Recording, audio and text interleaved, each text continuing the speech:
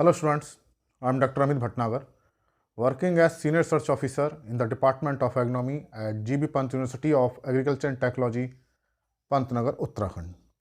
In this lecture, we will discuss about water use efficiency of crop, what is water use efficiency and how we can increase this water use efficiency and what is the importance. इसकी क्या importance है water use efficiency की और इसकी क्यों ज़रूरत है इसको बढ़ाने की, इसको आज हम इस लेक्चर में डिस्कस करेंगे.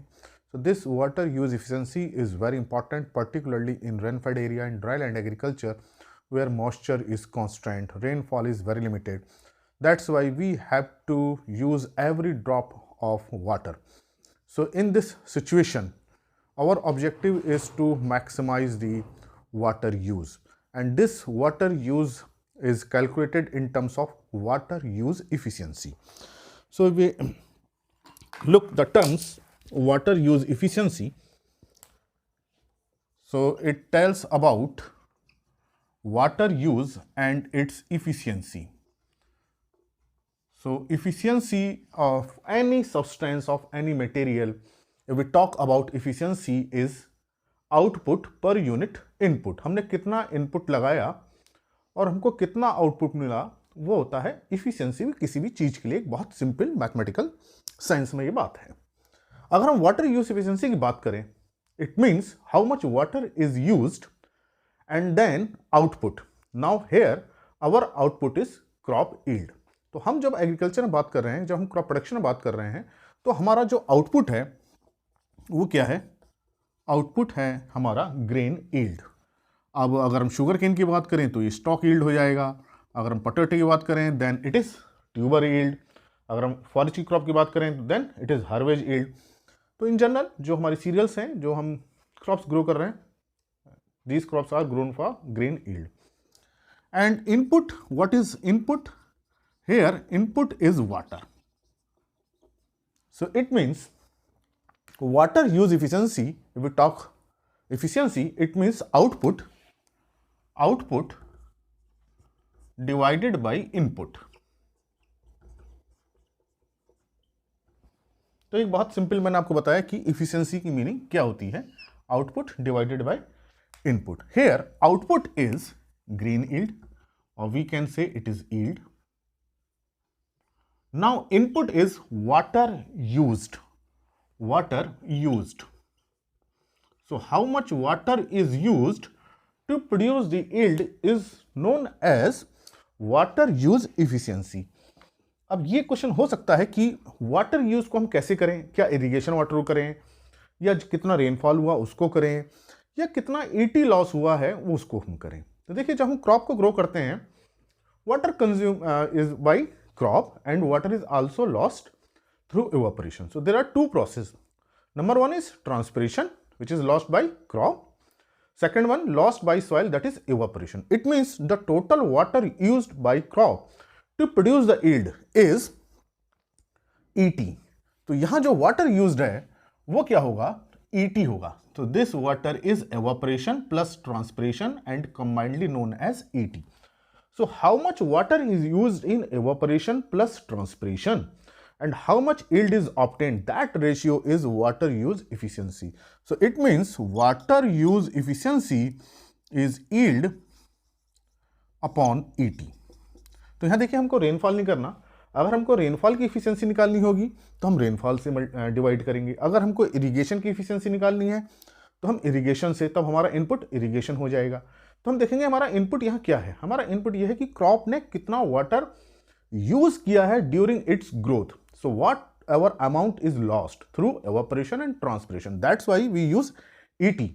तो यहाँ हमारा ऑब्जेक्टिव यह है कि 1 लीटर अगर वाटर ET में यूज हुआ तो कितनी यील्ड प्रोड्यूस हुई है. तो ये वाटर यूज इफिशियंसी है, यील्ड अपॉन ET.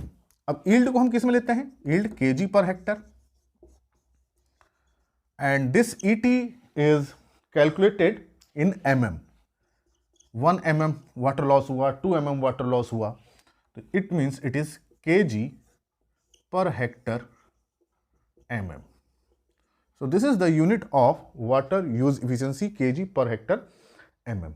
तो अगर किसी यील्ड मान लीजिए 3 kg पर हेक्टर mm है, ये राइस के लिए होता है, ये एग्जाम्पल में राइस के लिए ये वैल्यू है 3 kg per Hector mm. It means 3 kg rice is produced if there is 1 hectare mm water lost through eating. जब 1 hectare mm water lost होता है तब 3 kg राइस yield प्रोड्यूस होती है. तो अब इसका मतलब 1 हेक्टर mm कितना वाटर हुआ, इसको हमें कैलकुलेट करना पड़ेगा. तो ये मैं आपको बता दूं कि लोएस्ट वाटर यूज इफिशिएंसी जो होती है वो राइस की होती है. This is lowest water use efficiency among crops. तो ये एक फैक्ट है जो एग्जामिनेशन में पूछा जाता है. It is about 3 kg per Hector mm. तो इसका मतलब कि हमको 3 किलो राइस को पैदा करने के लिए 1 हेक्टर mm वाटर का जो क्रॉप है उसको लॉस कर देगी. अभी इरिगेशन इरिगेशन में तो और वाटर लॉस हो जाएंगे. यहां मतलब यह है कि 1 हेक्टर mm वाटर जब लॉस होता है through water transpiration then 3 kg rice yield is obtained. अब ये कंफ्यूजन क्रिएट होता है कि 1 हेक्टर mm में कितना वाटर होता है. तो इसको हम बहुत कई बार इसको मैं बता चुका हूं, फिर से मैं आपको क्लियर कर दे रहा हूं. 1 हेक्टर mm वाटर कितना होगा. If there is a 1 hectare area and 1 mm water is applied और 1 mm इरिगेशन है या 1 mm रेनफॉल है, तो ये वॉल्यूम है, that volume is 1 hectare mm. तो 1 हेक्टर mm वॉल्यूम, तो 1 हेक्टर को एरिया में कन्वर्ट करेंगे 10,000 स्क्वायर मीटर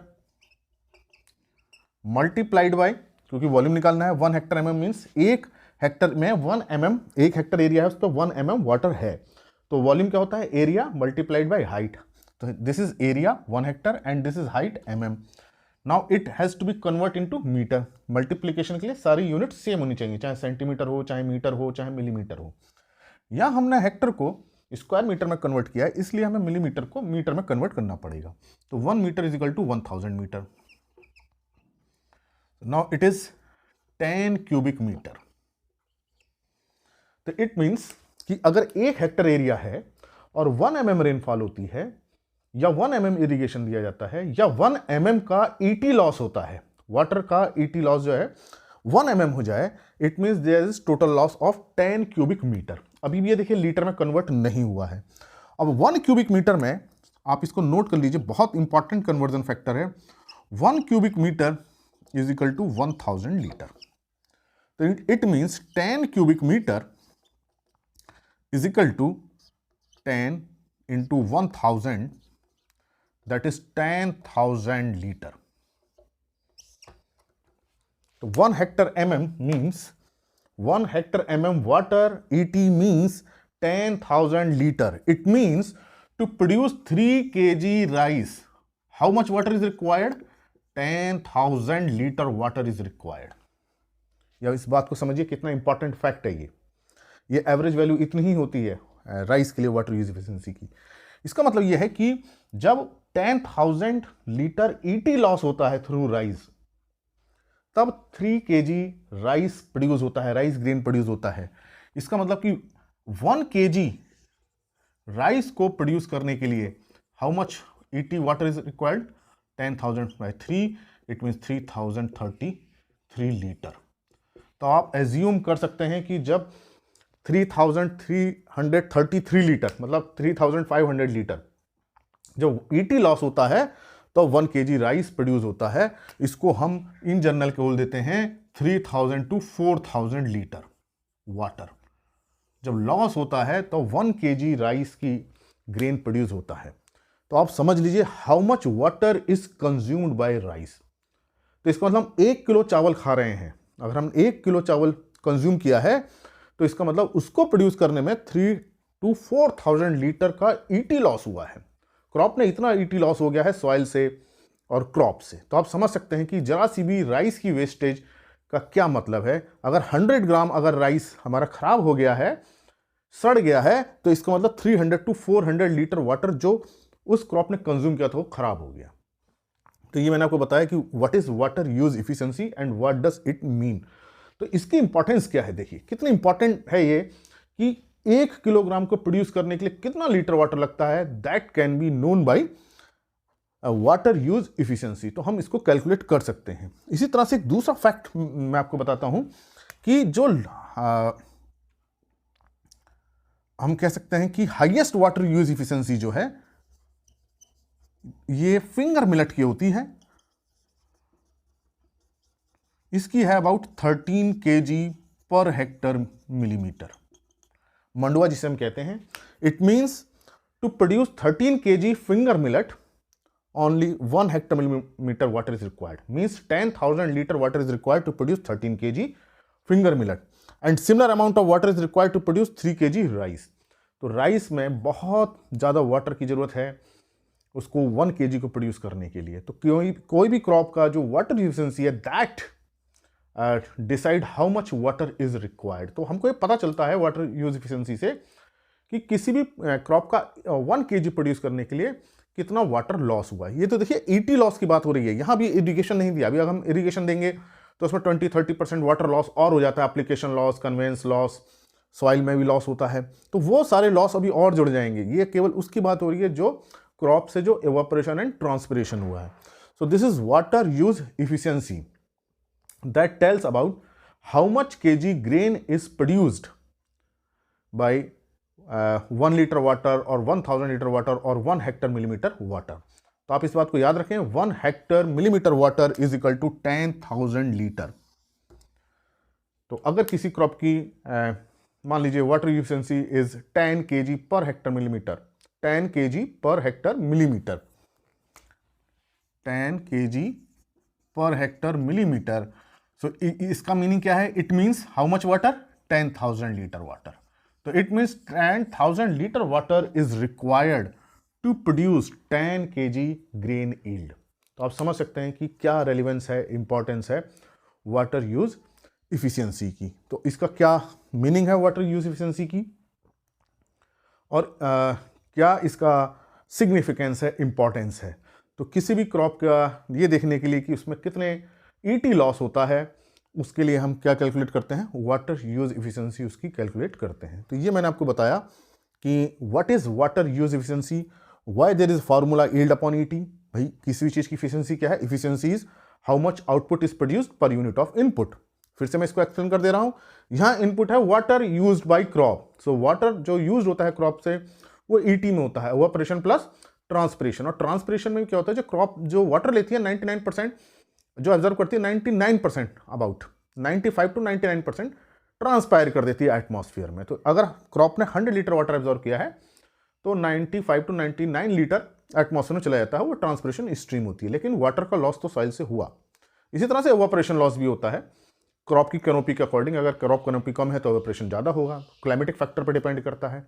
वो दूसरा इशू है कि कौन कौन से फैक्टर्स हैं जो वाटर यूज एफिशिएंसी को अफेक्ट करते हैं। तो यहाँ आपको ये जानना बहुत जरूरी है, what is water use efficiency, what does it mean, इसका क्या मतलब होता है, and what is the importance of water use efficiency. तो ये आपको एक मैंने आपको बताया कि इसका क्या मतलब है। इसी तरह से अगर हम ये जानना चाहते हैं कि वीट में 1 kg को प्रोड्यूस करने के लिए कितना वाटर लगता है, तो हमें उसकी वाटर यूज एफिशिएंसी पता होनी चाहिए। तो ये मान लीजिए कि किसी भी क्रॉप का मान लीजिए कि वाटर यूज एफिशिएंसी इज 5, इसको हम मान के चलते हैं।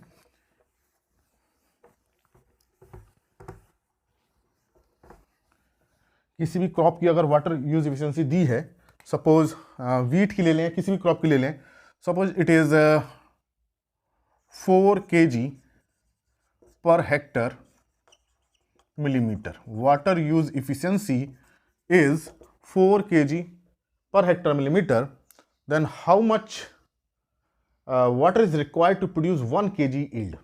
तो इस तरह से क्वेश्चन पूछा सकता है, या हम इसको एज्यूम कर सकते हैं। तो it means 4 kg grain and 1 hectare millimetre, मैंने आपको बताया कितना है, 10,000 litre water ET. So it means 10,000 litre water is required to produce 4 kg yield, to produce 4 kg yield। इसको आप ऐसे समझ सकते हैं 4 kg yield या 4 kg grain।